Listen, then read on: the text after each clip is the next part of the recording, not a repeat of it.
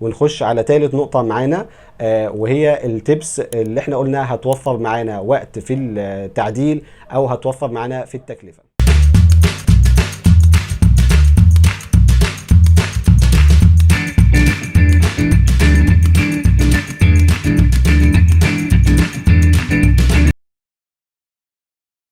نبدأ ببند تأسيس السباكة. زي ما قلنا أهم حاجة في المطبخ اللي هو مثلث الحركة، فمهم جدا أكون عارف أماكن الأجهزة بتاعتي اللي هي التلاجة والبوتاجاز والحوض، فما انساش خالص أماكن الحاجات دي في البلان، أو أبقى عارفها وأقولها للسباك والمهندس. طيب لو الحمام بتاعي مساحته كويسة وكبير، يفضل الغسالة بتاعت الملابس تبقى محطوطة في الحمام، ويبقى ده شكلها اللي هي تبقى بوحدة زي اللي في الصور اللي قدامنا ديت. لو انا هبقى محتاج بقى تأسيس او هبقى محتاج غسالة اطباق، فغسالة الاطباق مهم ان هي تبقى على يمين الحوض، ويكون فوقها في الوحدات العلوية المطبقية. ومهم جدا اخد بالي من ان انا ابقى عامل صرف تكييفات. ما ينفعش الشقة بتاعتي أسسها سباكة من غير ما أعمل تأسيس لصرف التكييفات. نخش بقى على التبس بتاعة تأسيس الكهرباء، ودي لازم نركز فيها جدا، لأن زي ما احنا قلنا أي تعديل فيها هيكلف خامات وسلوك كتيرة، ودي بتبقى غالية جدا. أهم حاجة عندي في تأسيس الكهرباء هي المطبخ. مهم إن سلك المطبخ يبقى ما يقلش عن 4 ملي أيا كان نوعه، بس يكون النوع معتمد. يبقى لازم اتأكد ان السلك بتاع المطبخ ما يقلش عن 4 ملي. طيب ليه؟ لان المطبخ من اكتر الاماكن اللي بيبقى فيها اجهزة شغالة زي الخلاطات، الميكرويف، الحاجات دي كلها لو شغلت اكتر من جهاز هيحمل على السلوك كتير، فلازم ابقى عامل سلك يستحمل الاحمال دي، فما يقلش السلك عن 4 ملي.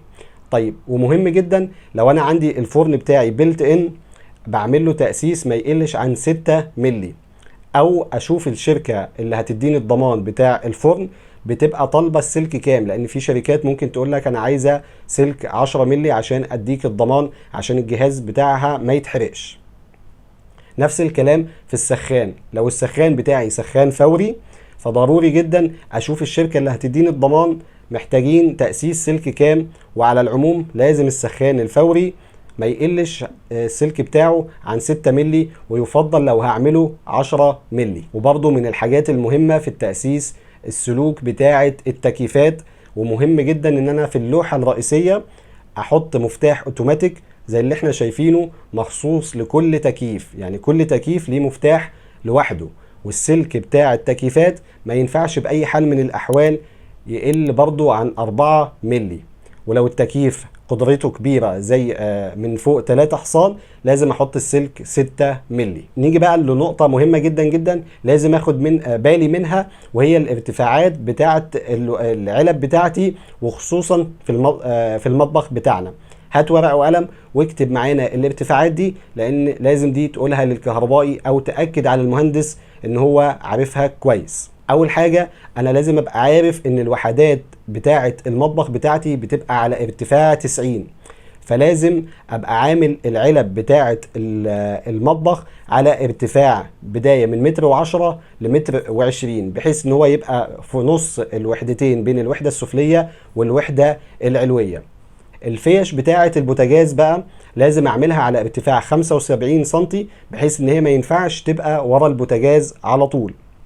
طيب لو انا عندي فوق البوتاجاز شفاط، او اللي هو الشفاط الهرمي او الهود، ده بنعمل له تأسيس العلبة بتاعته بداية من ارتفاع 1.80 متر لحد 2 متر، بحيث ان هو هيجي ورا الشفاط على طول وما يبقاش ظاهر.